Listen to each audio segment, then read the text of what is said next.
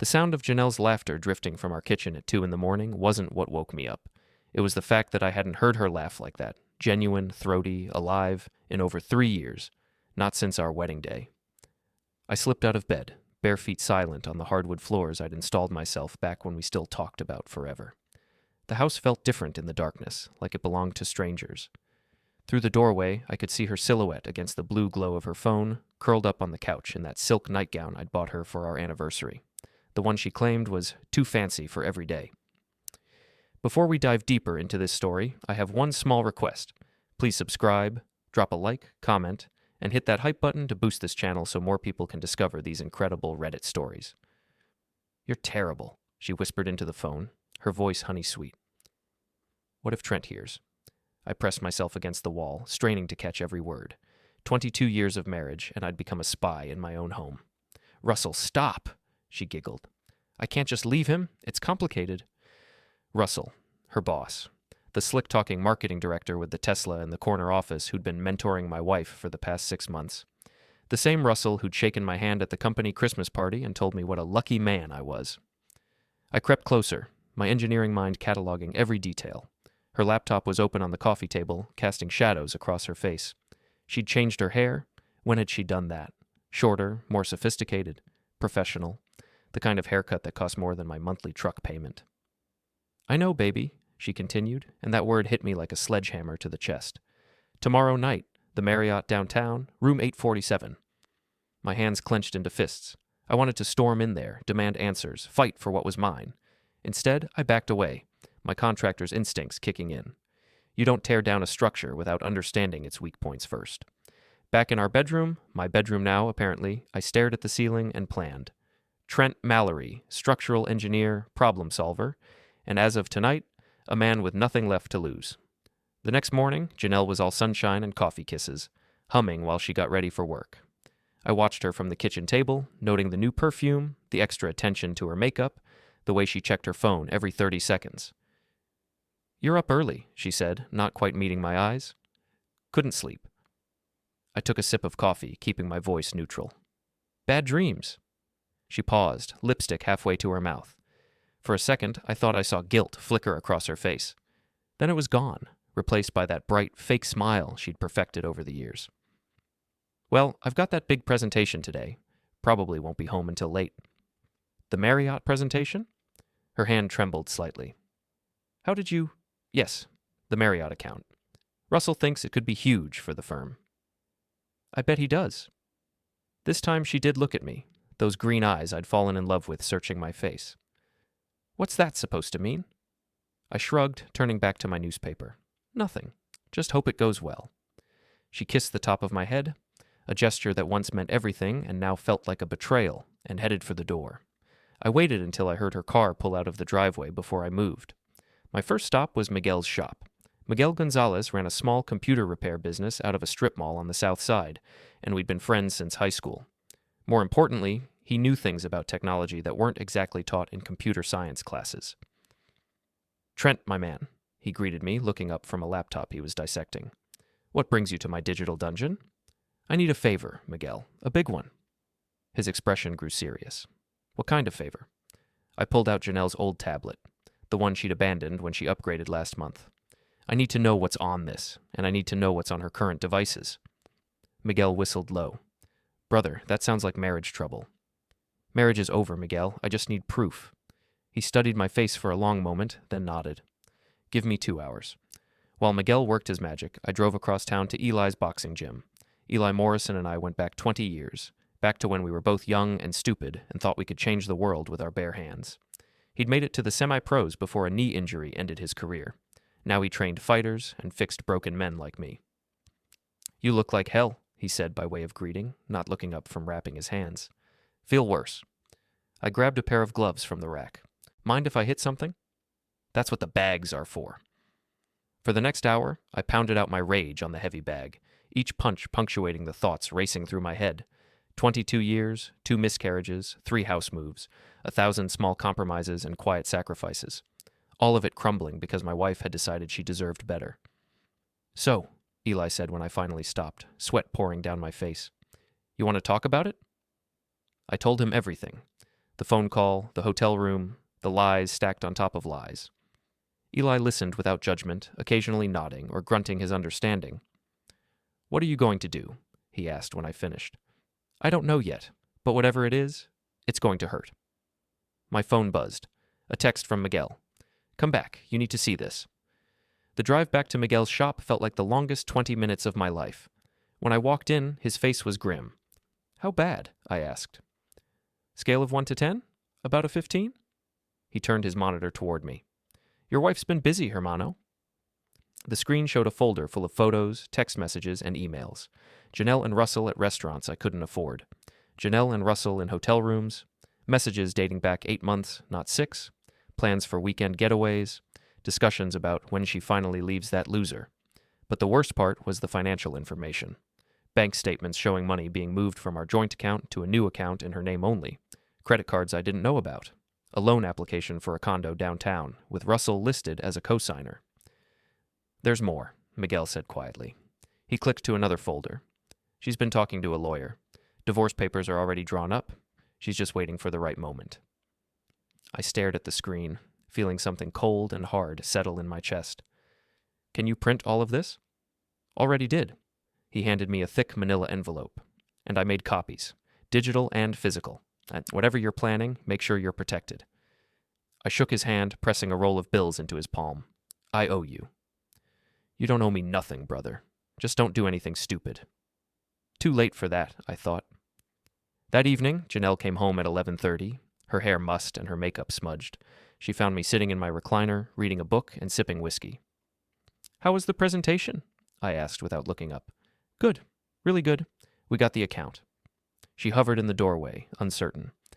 "Russell took the team out to celebrate." "Must have been some celebration. Trent, is everything okay? You've been acting strange lately." I finally looked at her. Really looked. The woman standing in my living room was a stranger. When had that happened? When had the girl I'd married, the one who used to steal my t-shirts and make pancakes on Sunday mornings, become this polished, calculating creature? "Everything's fine, Janelle. Just tired." She nodded, relief flickering across her face. "I'm going to take a shower." While the water ran upstairs, I opened my laptop and began to plan. If Janelle wanted to play games, I'd show her how the game was really played. The next morning, I called in sick to work and spent the day conducting reconnaissance. I followed Russell to his favorite lunch spot, a trendy bistro downtown where the salads cost more than a decent steak. I watched him schmooze clients, check his phone constantly, and generally act like the entitled prick he was. At 2 o'clock, Janelle arrived. She'd changed clothes since morning. Gone was the conservative business suit, replaced by a black dress that hugged every curve. They sat at a corner table, hands intertwined, whispering like teenagers. I took photos. Lots of photos. That evening I made dinner reservations at Romano's, the Italian place where Janelle and I had our first date. When she got home, I was waiting with flowers and a smile. "What's all this?" she asked, suspicion creeping into her voice. "Can't a man surprise his wife?" I kissed her cheek, breathing in that new perfume. "I thought we could use a night out, just the two of us." She hesitated, and I could practically see the wheels turning. Was Russell expecting her? Did they have plans? How could she get out of this without arousing more suspicion? "That's sweet, Trent, but I'm exhausted. Rain check?" "I already made reservations." I said I'm tired. The mask slipped for just a moment, revealing the irritation underneath. She was tired, all right. Tired of pretending. Tired of this life. Tired of me. "Fine," I said, setting the flowers on the counter. "I'll cancel." Relief flooded her face. "Thank you. You understand." Oh, I understood perfectly. While she retreated to her laptop, probably texting Russell about her close call, I went to the garage and started working on my truck. The old Ford had been my father's, and I'd been restoring it for the better part of a decade. Tonight, though, I wasn't thinking about carburetors and timing belts. I was thinking about leverage. My phone rang. Eli. "You doing okay, man? You seemed pretty wound up yesterday." "I'm fine. Actually, I could use your help with something." "Name it." "Janelle's company is having their annual charity gala next weekend. Big fancy affair at the Hilton. I need to be there." "Okay, why do I feel like there's more to this story?" I told him about the photos, the bank accounts, the divorce papers. When I finished, Eli was quiet for a long moment. "Trent, brother, I get that you're hurt, but whatever you're planning, I'm not planning anything violent, if that's what you're worried about. I'm just going to give them what they want. Which is? The truth? The gala was everything I expected.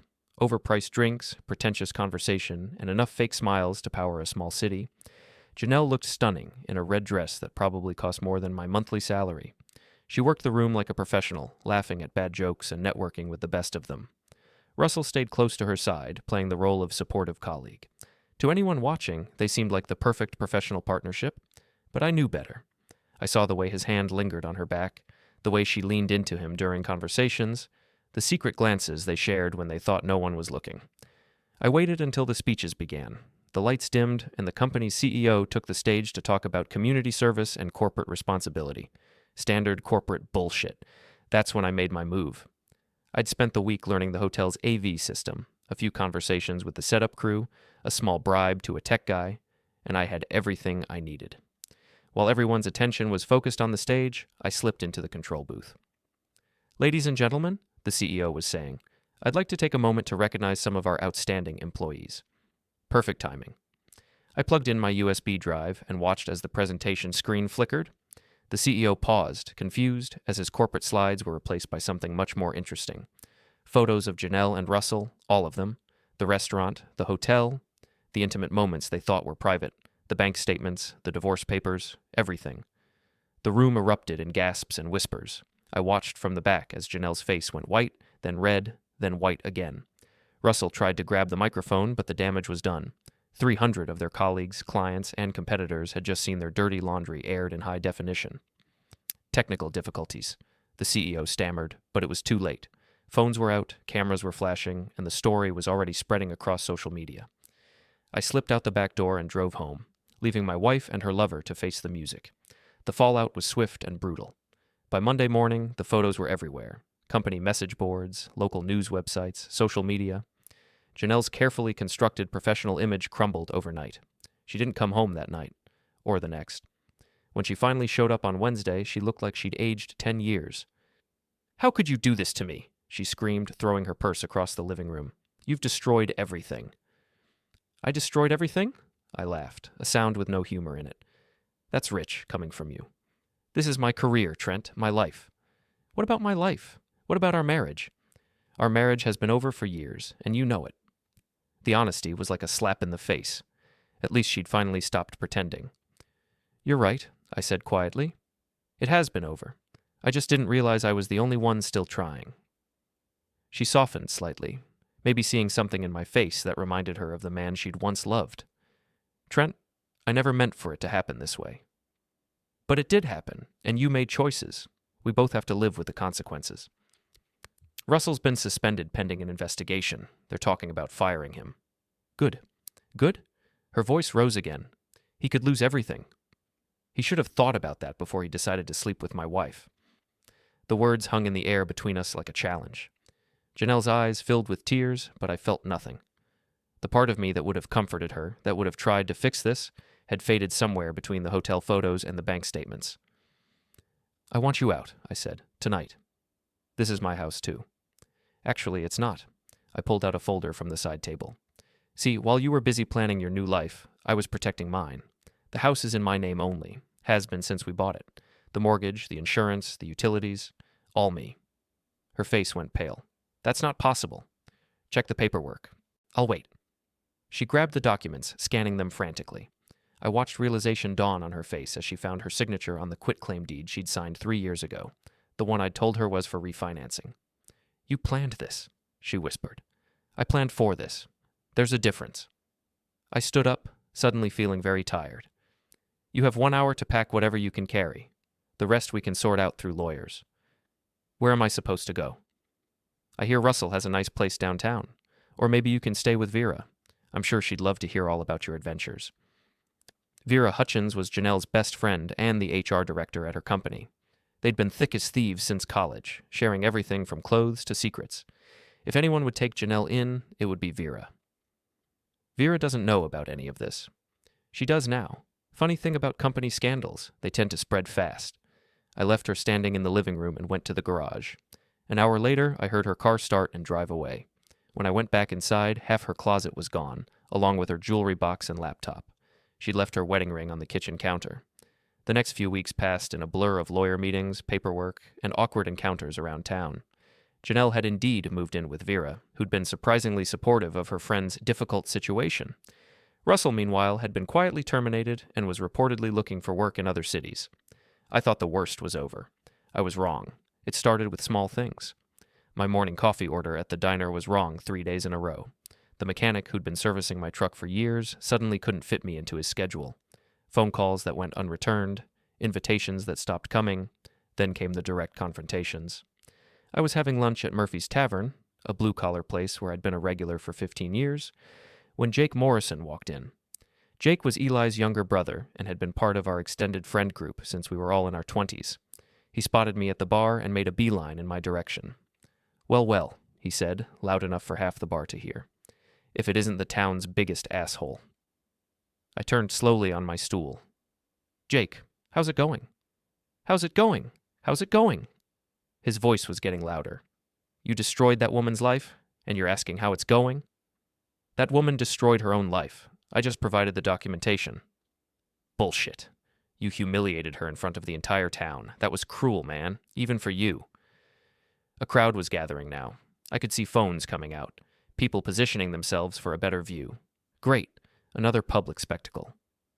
She humiliated herself, I said calmly. I just made sure everyone could see it. She made a mistake. People make mistakes. An 8-month affair isn't a mistake, Jake. It's a choice. Multiple choices. So you decided to ruin her career? Make her unemployable? That's your idea of justice? I stood up, matching his aggressive posture. My idea of justice would have been a hell of a lot worse. She got off easy. You snake. Jake shoved me hard in the chest. You think you're some kind of hero? You're just a bitter old man who couldn't keep his wife happy. That hit home, and he knew it. The crowd pressed closer, sensing blood in the water. At least I didn't have to steal someone else's wife to get laid, I shot back. Jake swung at me. I ducked, and his fist connected with the bar mirror behind me. Glass exploded everywhere as he howled in pain and rage. Enough! Murphy himself appeared, a baseball bat in his hands. Both of you, out, now! I threw a 20 on the bar and headed for the door. Jake followed, cradling his bleeding hand. This isn't over, Mallory, he called after me. Not by a long shot. He was right. Over the next month, the campaign against me intensified. My business started losing contracts, nothing overt, just clients who suddenly decided to go with other engineers. My credit card was mysteriously declined at the grocery store. Someone spray-painted "asshole" on my garage door. The final straw came when I showed up at Eli's gym and found a note taped to the door. Trent, we need to talk. Come by the house tonight. Eli. That evening, I drove to Eli's place, a modest ranch house on the west side of town. His truck was in the driveway, along with 3 others I recognized, Jake's, Tommy Reeves's, and Mike Castellanos. My old crew. The guys I'd thought would have my back no matter what.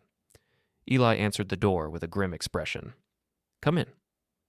The living room felt like a courtroom. The 4 of them sat in a semicircle, leaving one empty chair facing them. For me, the defendant. Sit down, Trent, Eli said. I'll stand. Sit down. I sat. Mike Castellanos spoke first. He was a plumber, built like a fire hydrant, with hands that could crush beer cans. We've been talking, and we think you need to hear some things. I'm listening. What you did to Janelle was wrong, Tommy said. Tommy Reeves owned a small construction company and had been my friend since high school. I get that you were hurt, but that was over the line. Over the line? I couldn't keep the incredulity out of my voice.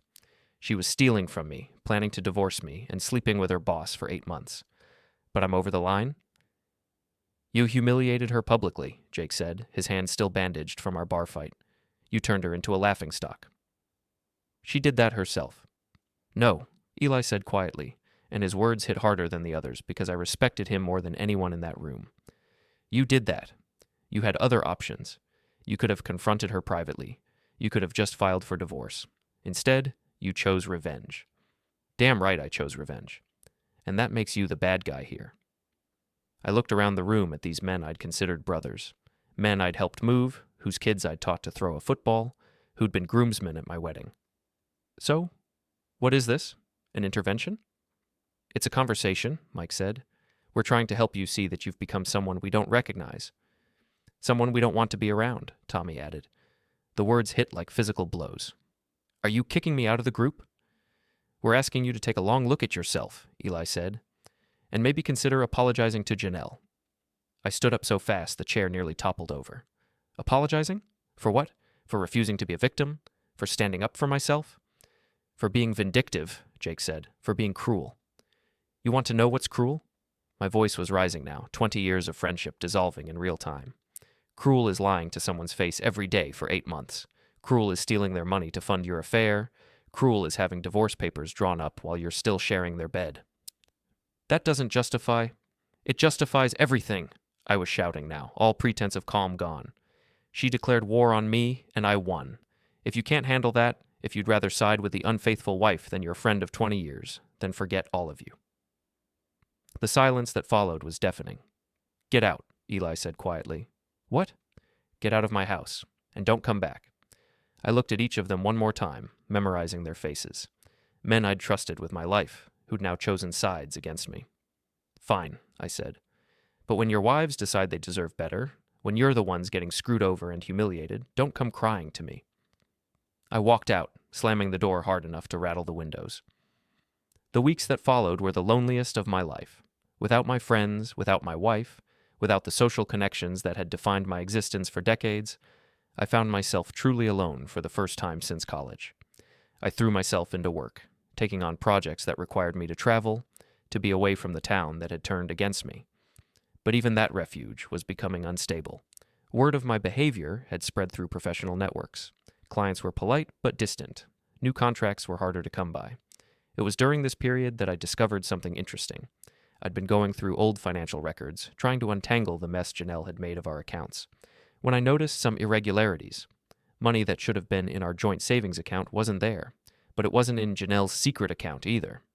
Curious, I dug deeper. What I found made my blood run cold. Someone had been skimming from both accounts. Not Janelle, not Russell, but a third party. Someone with access to our financial information. Someone we trusted. Someone like Vera Hutchins, HR director and Janelle's best friend.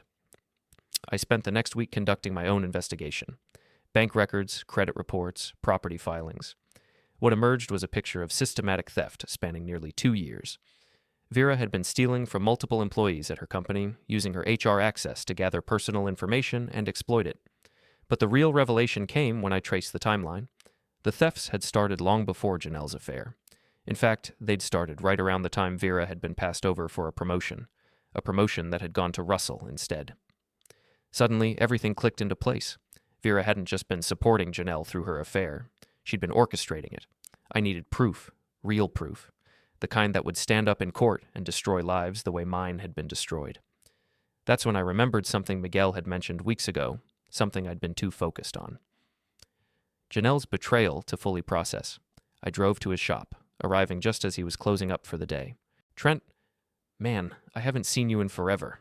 How are you holding up?" "I need another favor, Miguel. A bigger one this time." His expression grew cautious. "What kind of favor?" "I need you to hack into someone's computer. Someone who's been stealing from me and a lot of other people." "Brother, that's illegal. Like, seriously illegal." "So is embezzlement. So is identity theft.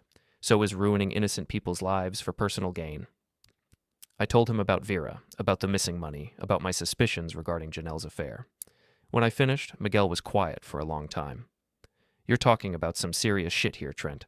If you're right, this woman is looking at federal charges. If I'm right, she's the one who destroyed my marriage, my friendships, and my reputation, all so she could cover up her own crimes." Miguel studied my face in the dim light of his shop. "What exactly are you asking me to do?" "I'm asking you to help me get the evidence. What happens after that is up to the authorities." "And if we get caught?" "Then we go down swinging." He grinned, the expression transforming his weathered face. "When you put it like that, how can I refuse?" Breaking into Vera's digital life proved easier than expected. As an HR director, she had access to everyone's personal information, but she'd gotten sloppy with her own security. Miguel found backdoors, weak passwords, and a stunning lack of encryption for someone handling sensitive data. What we discovered was worse than I'd imagined. Vera hadn't just stolen money. She'd been systematically destroying people's lives for years. Employees who'd crossed her found themselves facing mysterious performance reviews, missed promotions, and eventually termination. She'd used her position to access personal information and weaponize it against anyone who threatened her position. The affair between Janelle and Russell hadn't been a spontaneous romance. It had been carefully orchestrated by Vera, who'd manipulated both of them into compromising positions. She'd encouraged Janelle's dissatisfaction with our marriage, introduced her to Russell at company events, and even provided opportunities for them to be alone together. But the real smoking gun was in her personal files. Detailed plans for destroying my reputation, my business, and my relationships. She'd been feeding information to Jake and the others, poisoning them against me while positioning herself as Janelle's loyal friend and protector. "This woman is pure evil," Miguel said, scrolling through file after file of calculated destruction. "She's like a spider sitting in the middle of a web, pulling strings and watching people dance." "Can you trace the money?" "Already did. Offshore accounts, shell companies, the whole 9 yards. She's been planning this for years." I stared at the evidence on the screen, feeling a cold satisfaction settle in my chest. Vera Hutchins had played the long game, but she'd made one crucial mistake. She'd made it personal. "Print everything," I said, "and make copies. Lots of copies." "What are you going to do?" "I'm going to give her exactly what she deserves." The plan came together over the next few days. Vera had been invited to speak at a regional HR conference, a prestigious event that would boost her profile and advance her career. She'd been working toward this opportunity for months, seeing it as her chance to move to a bigger company in a bigger city. She had no idea it would be her last professional appearance. I spent a week preparing, gathering additional evidence, building an airtight case.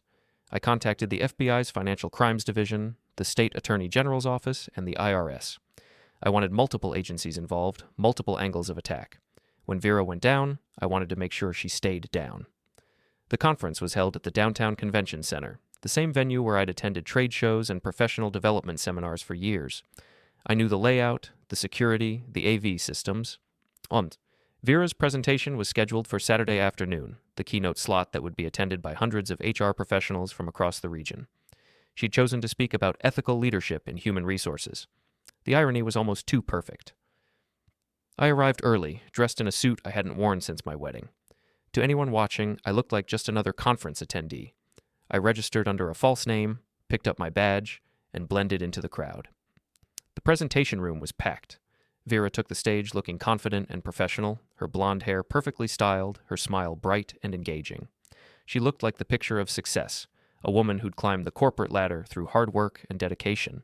If only they knew the truth. "Good afternoon," she began, her voice carrying easily through the room.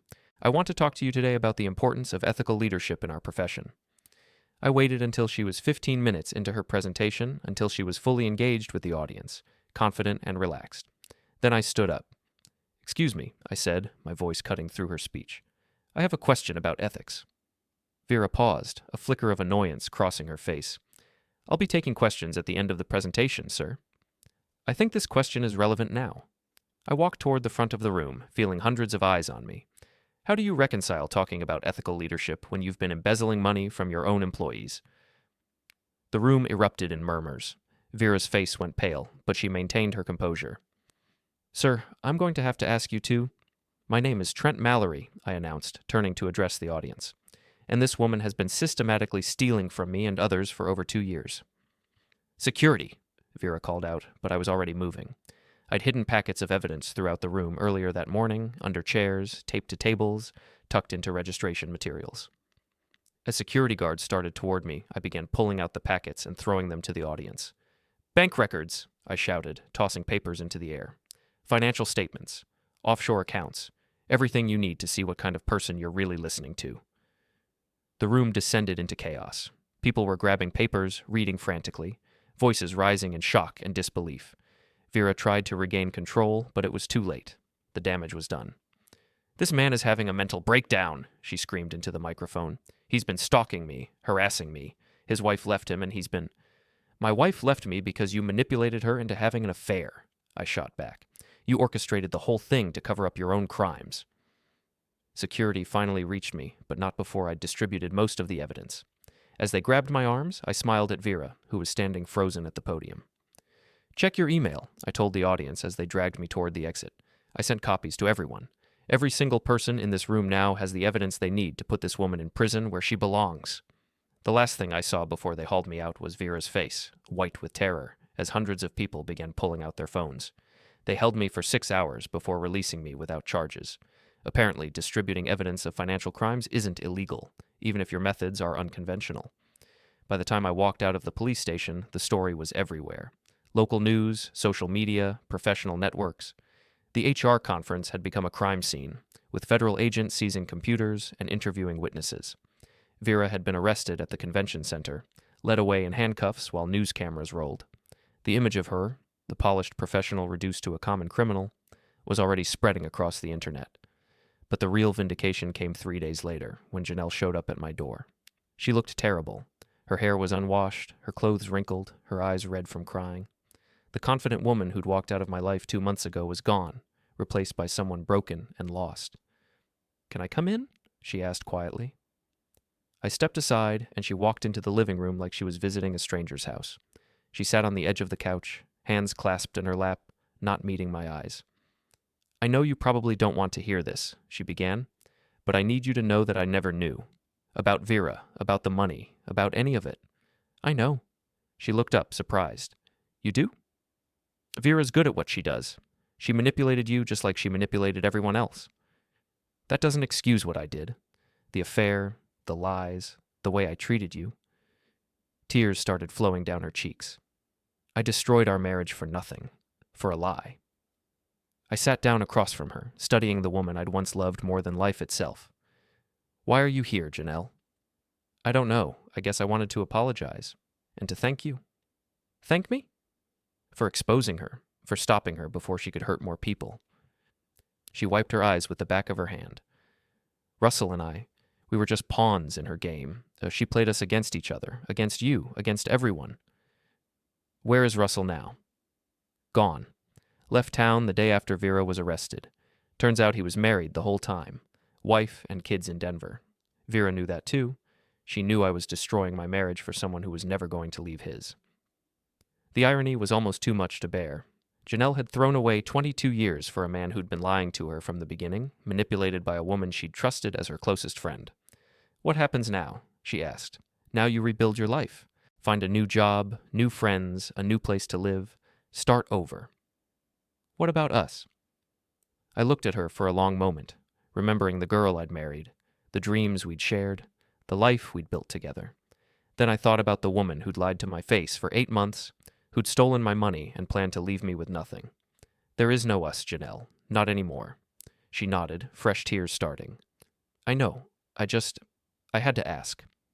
She stood up, smoothing down her wrinkled dress. "For what it's worth, I'm sorry. For all of it. You deserved better." "Yeah," I said. "I did." After she left, I sat in my empty house and thought about justice. Vera was facing federal charges that would likely put her away for decades. Russell had lost his job, his reputation, and was probably facing his own legal troubles. Janelle was unemployable in her field and would be starting over at 44 with nothing. And me, I was alone, but I was free. Free from lies, free from betrayal, free from people who'd proven they couldn't be trusted. It wasn't the ending I'd planned for my life, but it was the ending I'd earned. 3 weeks after Vera's arrest, I was working in my garage when Eli showed up. I heard his truck pull into the driveway but didn't look up from the engine I was rebuilding. If he wanted to talk, he could come to me. "Trent?" I glanced over. He looked older, tired, like he'd been carrying a heavy weight. "Eli. Can we talk?" "Depends. You here to apologize or to tell me more about what a terrible person I am?" He winced. "I'm here to apologize." I set down my wrench and turned to face him fully. "I'm listening." "We were wrong, all of us. We believed her lies, and we turned our backs on you when you needed us most." He ran a hand through his graying hair. "Jake's been beating himself up about it. Tommy, too. Mike? Well, Mike's still being stubborn, but he'll come around." "What changed your mind?" "The FBI came to see me, and Jake, and Tommy. Turns out Vera had files on all of us. Personal information, financial records, things she could use against us if we ever got in her way. That didn't surprise me. Vera's web of manipulation had been vast and intricate. She'd been feeding us information about you for months," Eli continued. "Little things, twisted just enough to make you look bad. She told Jake you'd been bragging about humiliating Janelle. She told Tommy you'd said his wife was next on your list for revenge. She told me you'd threatened to destroy anyone who didn't take your side. And you believed her. We believed her because she seemed to care about Janelle, because she was the one comforting her, helping her through the trauma of your revenge. We thought she was being a good friend. I laughed, but there was no humor in it. She was covering her tracks, making sure you'd all turn against me so I'd be isolated, discredited. If I'd tried to expose her, who would have believed me? No one, Eli admitted. That was the genius of it. She made you the villain in everyone's story. So what now? You want to be friends again? Pretend none of this happened? I want to try, if you'll let me. I studied his face, looking for any sign of deception or manipulation. All I saw was genuine remorse and the kind of bone-deep exhaustion that comes from realizing you've been played for a fool. It's going to take time, I said finally. A lot of time. I understand. And things won't be the same. They can't be. I know. I picked up my wrench and turned back to the engine. You can stay if you want, but I'm not stopping work to chat. He stayed for 2 hours, mostly in silence, occasionally handing me tools or holding parts while I worked. It wasn't forgiveness, but it was a start. Over the next month, the others came by one. Jake brought beer and spent an evening helping me install new brake lines on the truck. Tommy showed up with pizza and stayed to watch a game. Even Mike eventually swallowed his pride and offered a grudging apology. I accepted their gestures, but I didn't forget. Trust, once broken, is never quite the same. They'd chosen to believe lies about me rather than give me the benefit of the doubt. That said something about our friendship that couldn't be unsaid. The trial preparations were consuming most of my free time. As a victim of Vera's crimes and the person who'd exposed her, I was a key witness for the prosecution. The case was solid. Overwhelming, really, but the lawyers wanted to be thorough. During one of our preparation sessions, the lead prosecutor, a sharp woman named Sarah Chen, dropped a bombshell. We've been digging into Ms. Hutchins' background, she said, spreading files across the conference table. This wasn't her first rodeo. She's been doing this for over a decade, moving from company to company, leaving destruction in her wake. How is that possible? She's smart. She never stayed anywhere long enough for patterns to emerge, and she was careful to target people who couldn't fight back effectively. Divorced employees going through custody battles, workers with immigration issues, people with financial problems who looked guilty when money went missing. People like me. Exactly. A man whose wife was having a public affair, who was acting erratically, who had access to the accounts where money was disappearing. You were the perfect patsy. I thought about that for a long time after the meeting, how close I'd come to being destroyed completely. If I hadn't discovered the financial irregularities, if Miguel hadn't been able to trace the digital evidence, Vera might have gotten away with it. I'd have been left broke, friendless, and possibly facing criminal charges myself. The trial began in early fall. Vera had hired expensive lawyers, but they were fighting an uphill battle. The evidence against her was overwhelming: financial records, digital forensics, testimony from dozens of victims across multiple states. I testified on the third day. The defense tried to paint me as a vindictive ex-husband who'd fabricated evidence to frame an innocent woman, but the financial trail didn't lie. Money had been systematically stolen from my accounts, and that money had ended up in Vera's offshore investments. Janelle testified too. She looked small and fragile on the witness stand, nothing like the confident woman who'd once commanded boardrooms. She admitted to the affair, to the lies, to planning to leave me. But she also testified about Vera's manipulation, how her friend had encouraged her dissatisfaction, introduced her to Russell, and provided opportunities for the relationship to develop. She made me feel like I deserved more, Janelle said, her voice barely audible. Like Trent was holding me back from my true potential. She convinced me that the affair was really about finding myself, about becoming the woman I was meant to be. Did you know about the financial crimes? The prosecutor asked. Not until after she was arrested. She handled all the HR paperwork for expense reimbursements, travel advances, things like that. I trusted her completely. The defense attorney tried to suggest that Janelle and I had conspired together to frame Vera, but that theory fell apart under scrutiny. Our divorce was real, our animosity was documented, and there was no evidence we'd had any contact between her moving out and Vera's arrest. Russell testified via video link from Denver, where he was dealing with his own legal and personal problems. His wife had filed for divorce, his new employer had fired him, and he was facing potential charges related to misuse of company funds for his affair. He corroborated Janelle's testimony about Vera's manipulation, admitting that she'd been the one to suggest using company travel budgets to fund their hotel meetings. She made it seem normal, he said, looking haggard and defeated. Like everyone did it. Like it was just one of the perks of the job. She handled all the paperwork, made sure everything looked legitimate. The jury deliberated for less than 4 hours. Guilty on all counts: embezzlement, wire fraud, identity theft, conspiracy, and a dozen other charges. The judge sentenced her to 15 years in federal prison and ordered her to pay full restitution to all victims. As they led her away in shackles, Vera looked directly at me. Her mask had finally slipped completely, revealing the cold, calculating predator underneath. She mouthed 2 words, "You won." I nodded. Yes, I had won. But the victory felt hollow. Too many people had been destroyed along the way. Too many lives had been shattered by her manipulations. Winning wasn't the same as healing. 6 months after the trial ended, I was rebuilding more than just my truck engine. My business had recovered as word spread about what had really happened. Clients who distanced themselves came back with apologies and new contracts. My reputation, once destroyed by Vera's lies, was stronger than ever. The house felt different too. I'd remodeled the kitchen, painted the living room, replaced the furniture that held too many memories of my marriage. It was becoming my space, not our space. I was installing new cabinets when my phone rang. Unknown number. Trent Mallory. "Mr. Mallory, this is Detective Lisa Park with the Denver Police Department. I'm calling about Russell Baird." My blood went cold. "What about him?" "He's gone, sir. He left a note mentioning you and several other people. We're contacting everyone named to see if you have any information that might help us understand his state of mind." Russell. Gone. I felt nothing. No satisfaction, no sadness, just a vast emptiness where an emotion should have been.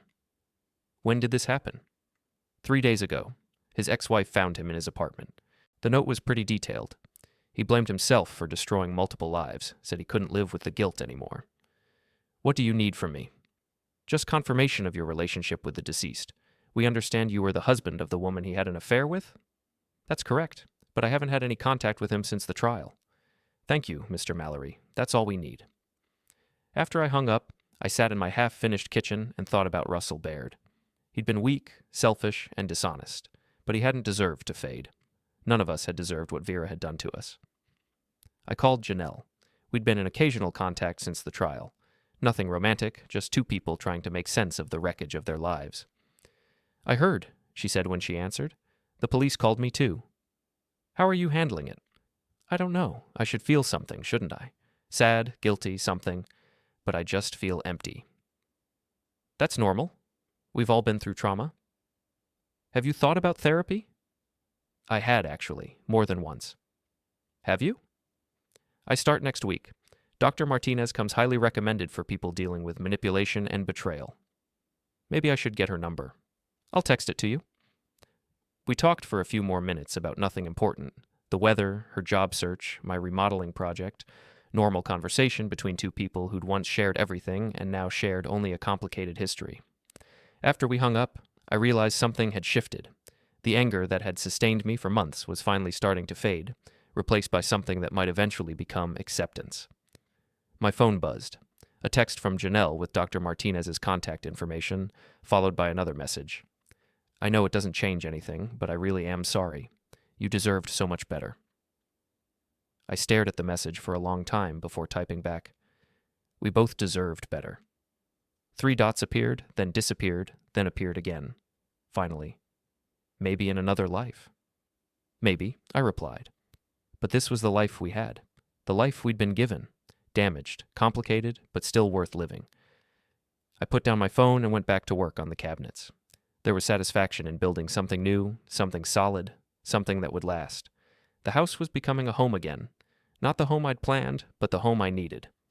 Outside, I could hear my neighbors going about their evening routines. Mrs. Patterson watering her garden, the Johnson kids playing in their backyard, someone grilling dinner. Normal sounds of normal lives, the kind of life I was slowly learning to live again. The doorbell rang. I wiped my hands on a rag and went to answer it. Eli stood on my porch, holding 2 beers and wearing a cautious smile. "Thought you might want some company?" I considered it. 6 months ago, I'd have slammed the door in his face. 3 months ago, I'd have let him in but stayed guarded, suspicious. Tonight, I just felt tired of being alone. "Come on in," I said, stepping aside. "But you're helping with these cabinets?" "Deal." We worked in comfortable silence for an hour, measuring and drilling and fitting pieces together. It felt good to have another set of hands, another person to share the satisfaction of building something useful. "You hear about Russell?" Eli asked eventually. "Yeah. The police called." "How do you feel about it?" I thought about that. Like it was a waste. He was weak and selfish, but he didn't deserve to fade. None of us deserved what happened. Vera did. Vera deserved prison. She deserved to lose everything she'd stolen. But even she didn't deserve to fade. Eli nodded, understanding. You've changed, you know that? How so? You're calmer, more at peace. Before all this happened, you were always wound pretty tight. Always worried about something, always trying to control everything. He was right. The old Trent had been anxious, controlling, desperate to maintain the illusion of a perfect life. The new Trent had learned that control was mostly an illusion anyway. Bad things happened to good people. People you trusted betrayed you. Life was messy and complicated and unfair, but it was still worth living. I learned something, I said, fitting another cabinet door into place. You can't control what other people do to you. You can only control how you respond. And how are you choosing to respond? I looked around my kitchen, half-finished, chaotic, but slowly becoming something beautiful. I'm choosing to build something new. 1 year after Vera's sentencing, I was putting the finishing touches on my kitchen renovation when the doorbell rang. Through the peephole, I saw a woman I didn't recognize, mid-30s, professional attire, nervous expression. Can I help you? I asked through the door. Mr. Mallory? My name is Rebecca Foster. I'm a reporter with the Chicago Tribune. I'm working on a story about Vera Hutchins and her victims. I was hoping you might be willing to speak with me.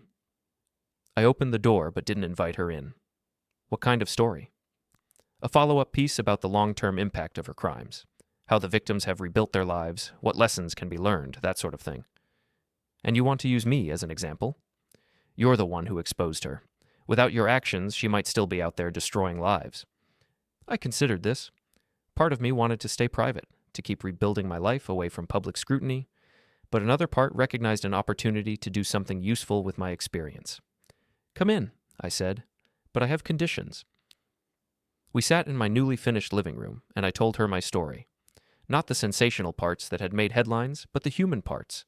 The slow erosion of trust, the isolation, the way manipulation could turn friends against each other, the long, difficult process of rebuilding. What would you want people to take away from your experience? She asked. That trust is precious and fragile, that some people are very good at exploiting our weaknesses, and that sometimes the only way forward is to burn everything down and start over. Do you regret how you handled things? The public humiliation of your wife, the dramatic confrontation at the conference? I thought about that. I regret that it was necessary. I regret that Vera put us all in a position where those were the only options. But no, I don't regret my choices. Sometimes you have to fight dirty to survive. What about your marriage? Do you think it could have been saved if Vera hadn't been manipulating things? No, I said without hesitation. Vera didn't create the problems in my marriage. She just exploited them. Janelle and I had grown apart long before Vera came into the picture. The affair was just the symptom, not the disease. Have you spoken to your ex-wife recently? Occasionally. She's doing well. New job, new city, new life. We're both better off apart. And your friends who turned against you? Some of those relationships have healed, others haven't. I've learned that forgiveness doesn't mean forgetting. Trust, once broken, is never quite the same. What's next for you?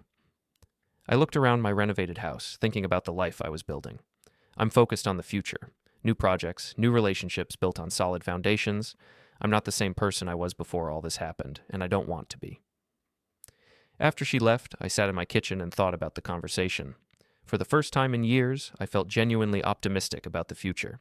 Not because everything was perfect, it wasn't, but because I'd learned I could survive imperfection. My phone buzzed. A text from Dr. Martinez, the therapist I'd been seeing for 6 months. How did the interview go? Good, I typed back. Felt like closure. That's progress. See you next week. I poured myself a glass of wine and walked out to my back deck. The sun was setting, painting the sky in shades of orange and pink. Somewhere in the distance, I could hear children playing, dogs barking, life happening. Tomorrow I would start a new project, a custom home for a young couple just starting their lives together. I would build something beautiful and solid, something that would shelter them through whatever storms lay ahead. Tonight, though, I would just sit here and appreciate what I'd built for myself. Not the house, though I was proud of that too, but the life, smaller than what I'd had before, simpler but authentic in a way my old life had never been. My phone rang. Eli. You busy? Just watching the sunset? Mind some company? I've got steaks and a bottle of bourbon. Come on over. 20 minutes later, we were grilling on my deck, talking about everything and nothing. Work, sports, the weather, plans for the weekend. Normal conversation between friends who'd weathered a storm together and come out stronger on the other side. "You know what I realized?" Eli said, raising his glass of bourbon. "What's that?" "Vera thought she was destroying you, but she actually saved you." I considered that. "How do you figure?" "You were trapped in a life that wasn't making you happy. Married to someone who didn't really love you, surrounded by people who were willing to turn on you at the first sign of trouble. She burned all that down for you. At a pretty high cost. Sometimes that's what it takes. Sometimes you have to lose everything to find out what really matters." I raised my glass to meet his. "To new beginnings." "To new beginnings." We drank and watched the last light fade from the sky and talked about the future. My future. Uncertain, but full of possibilities. For the first time in longer than I could remember, that was enough.